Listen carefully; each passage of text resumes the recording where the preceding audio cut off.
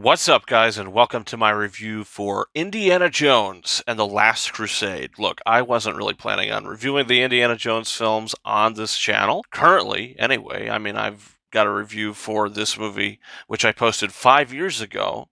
But you know what? I wanted to do a new updated review for this because my opinions have changed a little bit on the movie.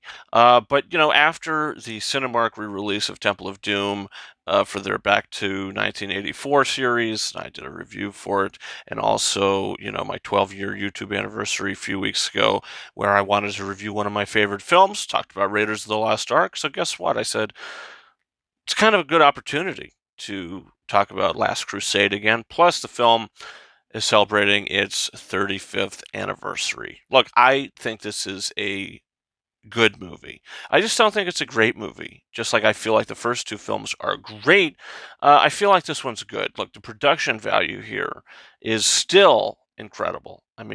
Spielberg's direction, is great. And there's no issues with the way the movie was made.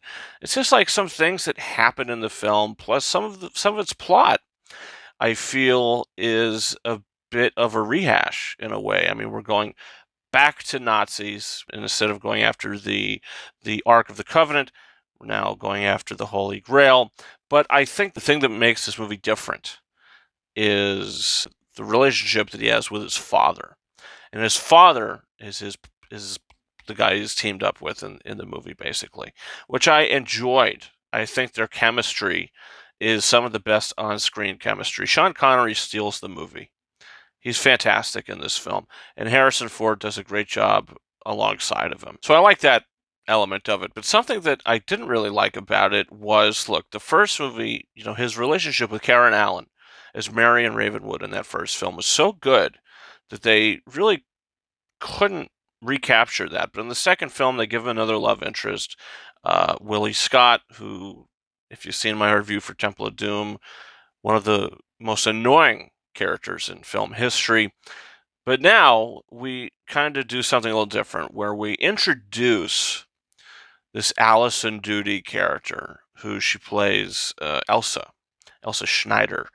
And instantly they sort of are attracted to each other and have a thing for each other and sleep with each other. So it's like, okay, so that feels a little forced. I didn't really feel that relationship, I didn't feel anything with that relationship. It just kind of felt like it's another woman, so, Indiana Jones is going to have to sleep with her. But none of that really matters because we find out that she's a German. They aren't going full blast with this relationship, but it was like in there for a little bit and then it just disappears and it's irrelevant. So I don't know. And I don't really like her in this movie either. I think the performance that Allison Doody gives isn't great at all. I think she's very mediocre in the film. A lot of her line delivery is just I don't know. I just feel like it was pretty mediocre and I didn't really buy her at all. And there's a couple things that happen in the film that I was just like, you know what? I don't buy it. Sure, the second film has the thing where they come out of the plane and they're on the raft and all that. That's something I could kind of get past because it's so over the top. Here, the great scene, which I love the scene where they're tied back to back in the chairs and he's like, "Dad, what? Dad, what?" That was awesome and very funny. Now, when they escape the chairs and, well, the whole thing with the oscillating door, I thought that was a great set piece. But where they go? So they obviously broke out of the chairs.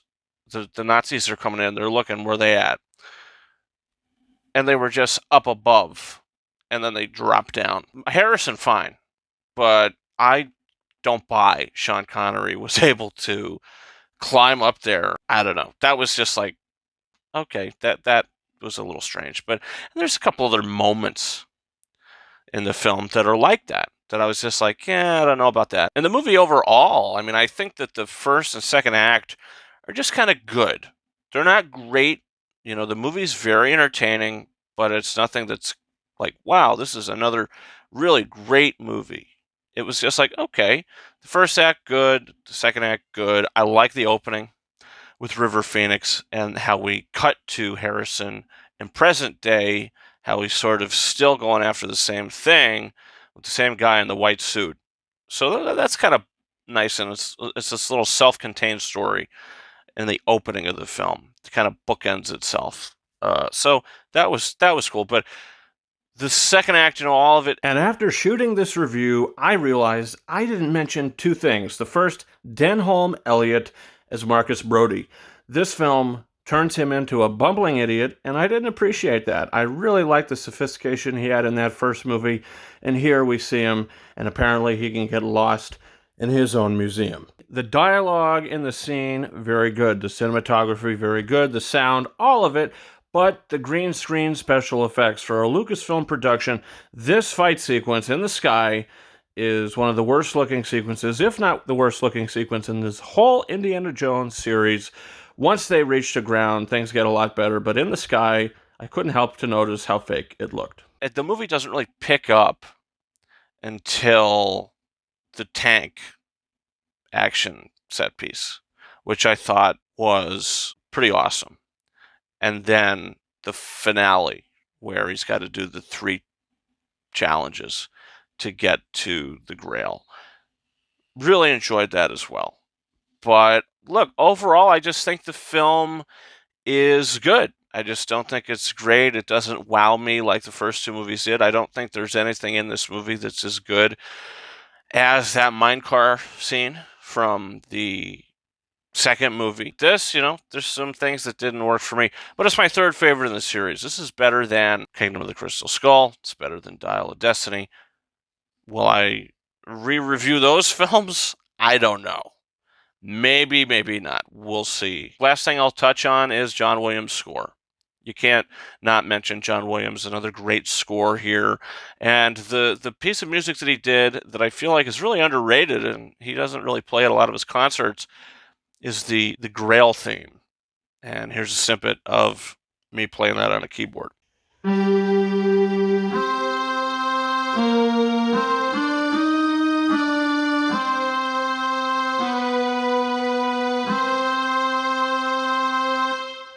Really great piece of music, really powerful. And the whole score is really, really powerful. And I love the action music that plays during that tank fight. You hear some of those cues reused in the opening of Dial of Destiny as well. So just a little fun little fact that I thought I'd mention there. But this is a 4 out of 5 movie for me. I like it a lot. I think it's a good movie, and it's extremely rewatchable. There's just some problems I have with it, but that's okay, I think. So that's where I'm at with The Last Crusade, guys. Comment down below. What's your thoughts on this film, and what's your favorite Indiana Jones films? What's your favorite top 3 in the series? What's your favorite top 3? What's your top 3? I can't speak. You'll have to forgive me for that. Don't forget to hit that subscribe button. We've got a review for Beetlejuice coming. I'm seeing it tomorrow night, and I'm very excited about that. So, guys, also don't forget to follow me on Twitter and/or X at RyanKing72, and Instagram and TikTok at KingArises131. That's it for me. Thank you so much for watching my review for Indiana Jones and The Last Crusade. And until next time, over and out.